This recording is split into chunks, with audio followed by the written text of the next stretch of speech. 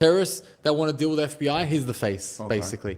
And he said, and I said to him, is there a terrorist that you actually sympathize with his reasoning? You're like, oh, that's a fair point. He goes, no. They're all fuck-ups of the family. Of course. If you're trying to kill yourself in the name of something, you're a fuck-up. You're a fuck-up of the family disown you. You're a fuck-up. That's who you are in society. Agree. And then, by the way, they arrested a lot of them. A lot of them. Look at them. Look at their faces. Look at the mugshot. A lot of them. Typical looking cunts. Grow me a fucking beard, cunt. Go to the gym. You know what I mean? Losers. Lot of them. All of them. Yeah. Fucking bunch of losers, those cunts. They would have done some damage too. But UAE is too strong. The UAE is a police state. I also mentioned that. So I mentioned in the reel, I said, we go to Dubai and the UAE not because of the freedom of speech. We go there for the safety and the stability. Yeah, again, I told you the other day, we had this discourse whereby people are trying to compare the UAE to the West with regards to freedom of speech. Neither of them have freedom of speech. The West used to. The difference is that Dubai never marketed themselves as a freedom of speech type country. Australia did. Australia's misleading with the branding. The UAE is not. When did they ever say this is the place where you come for freedom of speech? No. They said this is the place you come for safety and stability. They're more honest. You see what I'm saying? It's not about the law. It's about the honesty. Australia has just fully pivoted into this police state. But the fundamental difference is you'd probably accept and sacrifice that freedom of speech and privacy in Australia if they actually caught these cunts. If it actually was safer, you'd be like, all right, fair enough. It's super safe. Did you see the items they found in their house? Nah. They had the full head thing on and everything. The items they found was everything to do with Iran. Like the Ayatollah Khomeini's book. Yeah, they were Shia Muslims. Yeah. You know, a lot of people don't like to mention it, but this Shia-Sunni rivalry is growing, bro. It's really? Oh, yeah, it's growing. I don't think there's any sensible analyst that is saying that it's de-escalating. It's escalating. And the reason it's escalating is because now we have, two sovereign nations going at it, and one is primarily Sunni and the other is primarily Shia. That's also why. Before it was more so about the proxies, whereas now it's pretty much, it's out in the open. Yeah, insane everything that they found. It was all basically religious teachings, right? And yeah, they're extremists, they're radicals. Yeah, but a lot of people that I speak to, because I'm Iranian, a lot of people I speak to, they say to me, look, your government is a horrible government. They spend all the money on terrorism, on proxy wars and everything. They're not good people. But there's something romantic about a man that's willing to die for a cause. He goes, I respect that. I don't know about the word romantic, but nah. Yeah, I guess you're right. I don't know. You got to respect them for doing what they think is righteous and noble. I mean, who are we to tell them what they're doing is cruel? I mean, to them, they're doing it in the name of Allah. In their eyes, that's what they're doing. I don't think they wake up in the morning and think, "Oh, I can't wait to do some evil today." No, I think they wake up in the morning and think, what can I do for Allah under my interpretation of this thing? Yeah. They are looking at the Sunnis, the Emiratis, they are looking at them as the ones not doing this thing correctly. To them, to the Shias, to these radicals, they are the only ones doing it correctly. That's why I try not to label Shias or any of these radicals as non-Muslims. I do see online a lot of Sunni Muslims say, these are fake Muslims, this is not real Islam. And I think, who are you? Like, are you God to tell them what they're doing is the right way or not? Like I said, this watered down version of Islam that we see in more secular states, that's what we want as expats. But I can completely see why people would be calling them the cafeteria Muslims, because, bro, if you look at the book, so much haram goes down in Dubai. You've even got Emiratis journalists saying that Islam is not in politics. They're saying what I'm saying in an indirect way. They're basically saying there's the way pray, and then there's what happens in politics, and they're not linked. Now, this offends some Muslims because they want to believe they're under Sharia law still. Like, bro, give it up. Give it up. Dubai is not under Sharia law. And I don't think anyone in leadership is trying to push for that. Dubai is trying to be the most prosperous economy per person in history. And they're doing a pretty fucking good job at it. Their criteria of what they want in an economy isn't to be strictly Muslim. That's not part of the criteria, bro. Even though they are Muslims, their criteria is safety, stability, pro-future, inclusive. I mean, a lot of people say there's so much fun to be had in Dubai. There's so much haram in Dubai, right? Yeah, everywhere. Like you can have fun, you can go out, you can drink, you can talk to girls, it's a hedonistic environment, right? Absolutely. Similar to Vegas, but the difference is Vegas doesn't have God, but Dubai has God. Vegas has God too, bro. There's plenty of Christians in Vegas.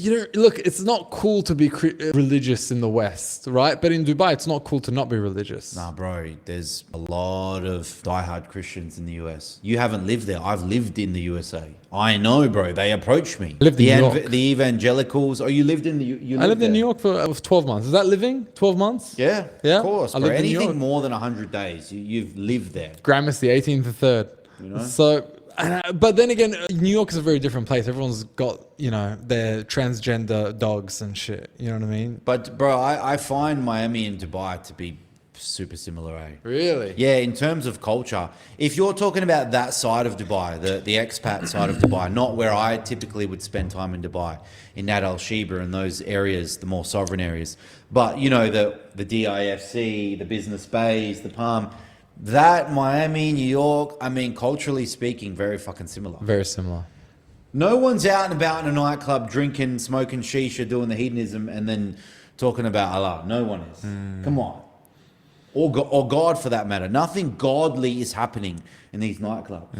And also, no one cares. It's not the place for it. Do you genuinely think the leadership, if they were to watch our stream, would give a shit about what we say? They'd be like, cool. Thank you for saying good things about our economy. They're probably not going to watch it anyway. But even if they did, they're not going to sit there and try to argue the point that this is more Muslim or not. That's only people that are not involved in politics, that try to, come up with this framework that somehow Dubai is super Muslim. It's not. About 47% are Muslims. How many actually practice and pray every day, we don't know. And then the rest are not Muslims. And it's not run under strict Sharia law. No, it's very harmonistic. Yeah. Open. This is not an insult. This is a observation. Yeah. And this is what will make the UAE, go from middle status power, I think, to one of the major powers even in the next 50 years if they can. Yeah, I do believe so. So finish your point about the government, the police catching these guys. They caught him because they have the means to do so. I mean, very little comes in and out of Dubai without, them having an eye over it. But your IMEI number on your phone, when you cross that border, mate, that belongs to them. But this is now clear, black and white. Before, Iran could have been like, well, we're sending some drones to you guys because of the, of the military bases in America, the American military bases that you guys have, that you guys are shooting things over, which, by the way, a lot of the drones were, I think I read 90% of them were targeted to civilian locations, like not even army bases. But now it's black and white, where it's like we're orchestrating a little terrorist group to do damage to your country within your country. Wrong. You as an Iranian should know this. This is the biggest misconception about Westies that they get wrong about the IRGC and the Iranian regime. And this has long been known. These terrorists, what you are thinking, what most Westerners are thinking, is that they somehow answer to this hierarchy, like one leader, then that leader's got, his upper managerial guys at the top, and then it goes down like the military, so to speak. No, it's a semi-autonomous, semi-decentralized organization. You got guys acting over here that are not necessarily answering to one another, and the supreme leader allows for that to happen. This is well known, and the reason they can still act independently without having to constantly answer to one person is because the ideology is the same. So these people that they caught, they may or may not have been linked to the Ayatollah, but because the ideology is do ABC, they're like, good, thank you, give them money. Good, thank you, give them money. They get funding from different ways. Like, it's not like with those proxy groups like Hezbollah and Hamas that they have direct influence on every target they're going to hit, everything they're going to do. They just know, ideologically speaking, we fight for that same cause. You harm this guy. We'll give you some money. We know that you'll send drones around about there. That's super dangerous, bro, because that means you can't cut the head off a snake and then kill this ideology. Does that make sense? Yeah, you don't know who's in power. Yeah, It's decentralized. Yes. Semi-decentralized, we'll call it. So you're saying this wasn't orchestrated by Iran? It may or may not have. It may have come from the very top. It may not have. It likely did not. See how scary that is? Do you see how scary that is? Scary. Now, what the Westies think is Trump thinks, oh, I'm going to talk to the president of Iran, for example. And then he's going to fold and then everyone's going to fall in line because the president said so. No. This is an ideology that not one human can influence. It's in the books. This is the enemy. And they will continue to be the enemy until, until they're all gone. Or until the ideology is killed. That's scary, bro. But Dubai did a great job. Dubai, I gotta say, nothing goes past them. They're the best at doing it, bro. As Nothing. far as police states go, Dubai, Singapore, I mean, you could think of other models, but I guess there's more people to manage. I mean, Dubai and Singapore, it's a smaller population, so it's easier to manage. Because on a per capita basis, the amount of resources they're able to deploy, it's easier. But Australia's a small country. Nah, man, it's like what, 28, 29 million or something? It's relatively small, no? Bro, how many people in Dubai? It's like fucking 5 times bigger than Dubai. And look at the land mass. Look at the amount of ways people can get in. We're an island. It's completely different, bro. Australia is also a very, very good police state. But Well, you look at COVID. the potential weak points of Australia, I mean, it's much harder to manage because of the land mass. And it's an island. Scary. Scary. I mean, it reminds me of the whole Taliban, Osama bin Laden thing again. Well, he was actually a Sunni. He was a Sunni. Not a Shia. The Taliban, if you think about the Taliban, they do follow the book more literally.